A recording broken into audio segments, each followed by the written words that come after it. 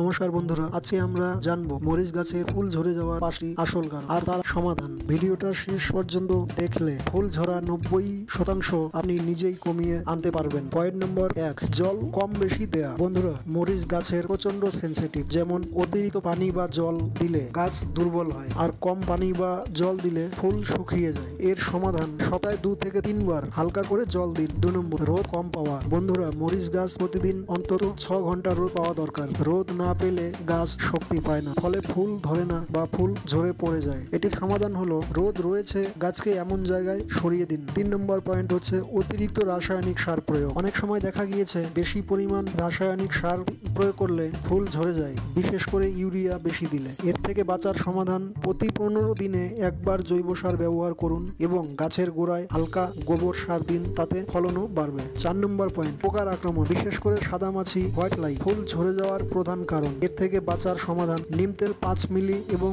তার সাথে সাবান গোলানো জল 1 লিটার মিশিয়ে সপ্তাহে কমপক্ষে 2 বার স্প্রে করতে হবে। সর্বশেষ 5 নম্বর কারণটি হলো তাপমাত্রা বেশি হওয়া। 35 ডিগ্রি সেলসিয়াসের উপরে তাপমাত্রা হলে ফুল ধরে না। এর থেকে বাঁচার সমাধান, দুপুরে গাছকে হালকা জাল বা নেট শীট দিয়ে ঢেকে রাখতে হবে এবং যাতে তাপ নিয়ন্ত্রণ করা যায় সেরকম আবহাওয়া সৃষ্টি করতে হবে। তো বন্ধুরা, এই 5টি বিষয় ঠিক মতো ফলো করলে মরিচ গাছকে 90% ফুল ঝরে যাওয়ার হাত থেকে আপনি নিজেই রক্ষা করতে পারবেন। বন্ধুরা, ভিডিওটা ভালো লাগলে ভিডিওটি লাইক, শেয়ার এবং সাবস্ক্রাইব করে আমাদের পাশে থাকুন। আমাদের এই চ্যানেলে প্রতিনিয়ত কৃষি ভিত্তিক ভিডিও আনা হয় এবং যে ভিডিওগুলো দেখে আপনি অন্তত কিছু না কিছু শিখতে পারবেন। চলুন, দেখা হচ্ছে পরের ভিডিও। ধন্যবাদ।